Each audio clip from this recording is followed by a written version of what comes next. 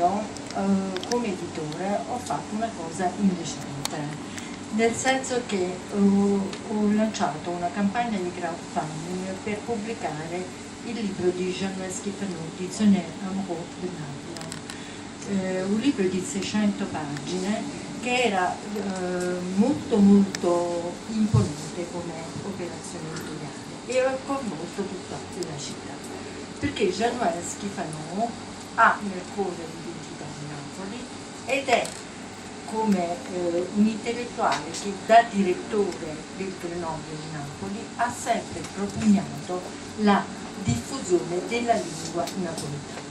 Diciamo che il napoletano non è una lingua, ma una lingua.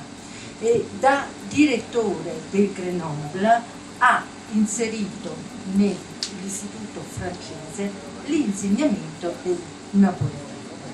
E c'era Renato De Falco, che purtroppo non è più con noi, che faceva delle conferenze meravigliose. E quando Jean-Noël vedeva delle mamme rimproverare i bambini e diceva parla bene, Jean-Noël si avvicinava e diceva ma il bambino sta parlando benissimo perché parla la sua lingua. Quindi diciamo che quello che accomuna Massimiliano e me è proprio questa battaglia possibile di arrivare al bilinguismo nelle scuole. E vi racconto un aneddoto. Quando abbiamo fatto questa campagna, abbiamo lanciato questa campagna di crowdfunding, il libro uscirà a Natale, insomma entro la fine del 2018. Noi siamo andati nelle scuole e siamo andati in una scuola che è il campo del Moricino, Piazza Mercato, dove c'è un dirigente meraviglioso che si chiama Carlo.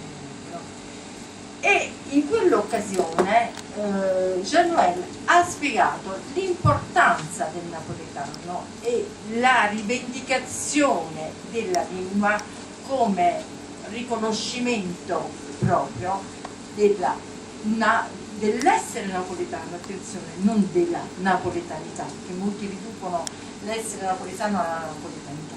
Allora alla fine, quando noi abbiamo illustrato tutto il programma e anche che cosa significa questo dizionario, perché il dizionario è dall'A alla Z l'anima di Napoli vista da Jean-Noël in 16 anni di sua esperienza in questa città, un bambino si è alzato e detto posso dire una cosa, ma allora io non mi devo vergognare di parlare napoletano, se si può insegnare anche nelle scuole io non mi devo vergognare. E il punto è proprio questo.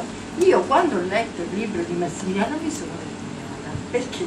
Al contrario, perché ho letto questo libro come se fosse una lingua straniera, cioè io ho molta dimestichezza con le lingue straniere e infatti con Massimiliano noi comunichiamo in inglese non comunicavo in napoletano perché lui vorrebbe comunicare magari con me in napoletano, sarebbe un'impresa impossibile. E io ho dovuto rileggere più volte dei passaggi per capirli veramente.